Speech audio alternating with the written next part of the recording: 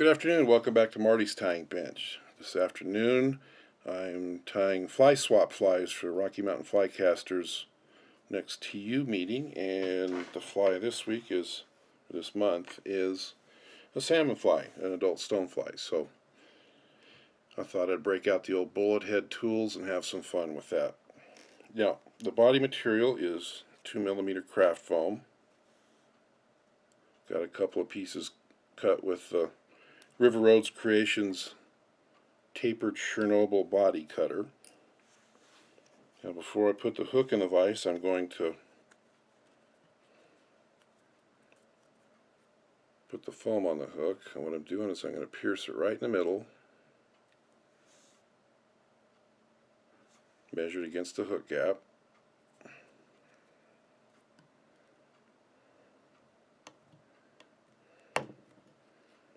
Now, the thread I'm using is 140 denier orange, and I'm going to start it right about where my collar is going to be. That's going to be a visual guide for when I tie segments in this body, so I can try and get them to even out. Now, I don't usually bother covering the whole hook shank with thread, but when you're tying foam, it's good to have something down there. Now, I brought the thread back to above the hook barb, but to straighten this tail out a little bit, or the back of the abdomen, I'm going to move back a couple of more turns and then push that foam up until it's right up against that last foam wrap. Now I'm going to make a gentle turn, another gentle turn, and then I'm going to physically lift both sides of that foam before I tighten the thread to hold it in place. I can still move it around a little bit, and I'm going to move it back so that it's pretty horizontal with the hook shank. Now we're going to put a touch of super glue on those thread wraps and another one up on the pad and get our brown foam. Now this is going to shorten up when you tighten it, so make it a little bit longer than the orange. Pinch it in place.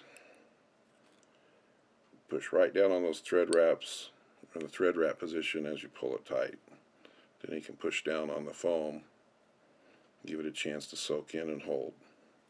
Now that's pretty firm right now, and it'll get just firmer as the glue sets. Now pull those out of the way and move forward 2 or 3 turns and make a segment.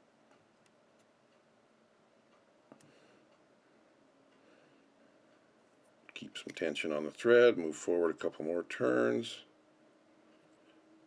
do it again,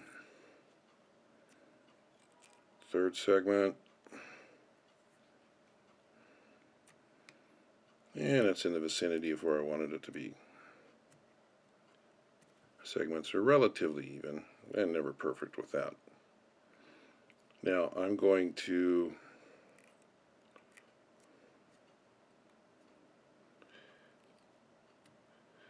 move forward just a little bit because I'm going to use this foam for bulk when I tie in the bullet head.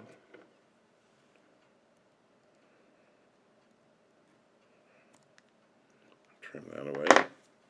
Before I pull the brown over, I'm going to use a little more super glue. I'll just go down and touch each place that I made thread wraps to hold the foam. Stretch the brown just gently, hold it in position. Now I'm going to squeeze the body to let that super glue soak in, get a good bond. That's enough. Now this is solid.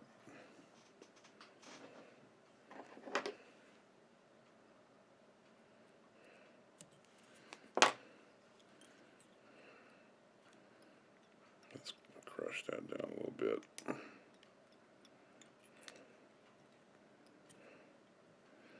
Okay, now let's tie in a wing.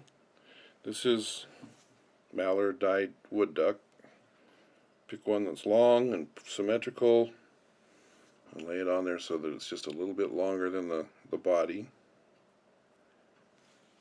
And ideally, you see how it tied in some fibers on each side rather than just on a bare stem. That'll help keep it in place.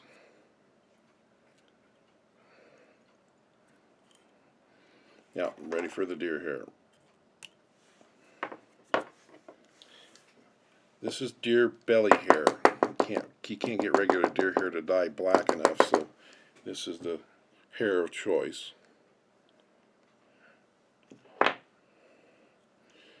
Pull it out of the stacker so that the tips are forward, and kind of eyeball it against the body. I want this thing to fold back somewhere from 1/2 to 3/4 of the body length. And there are the butts. And here's where good sharp scissors are going to be appreciated. Cut those off straight. We're going to do a little technique here to make those butts as small as possible so we don't have any trimming to do.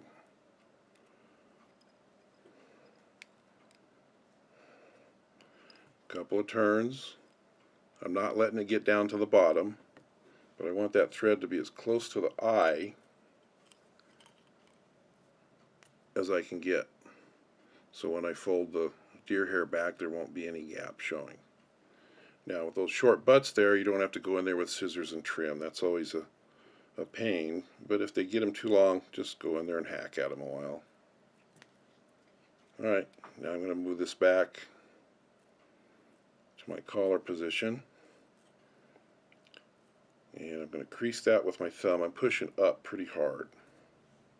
I'm not letting it get down around the bottom. I didn't want that hair to spin to the bottom, so I want this to come out over the top. Now my hair stacker is homemade. I've got some PVC, I think, or some kind of plastic. I've got a couple pieces that fit together so I can carry it and have any size I need. I'm going to stroke those rearwards and upward and push against that hair with the top rim of the stacking tool and push it back to the collar position. A couple of loose turns, and if you pull hard then it'll flare a little bit, and there you got a nice neat bullet head. For legs, I've got speckled rubber legs. Black looks good on this too.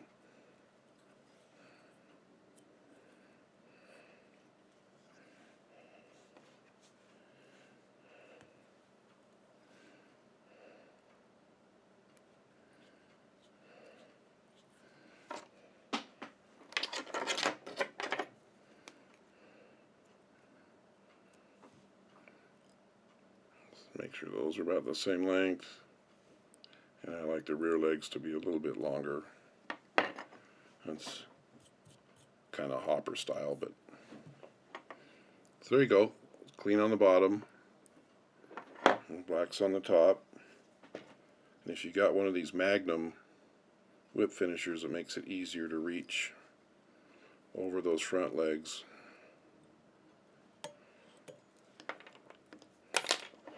And finish on the collar. So there you go. Pretty simple foam salmon fly.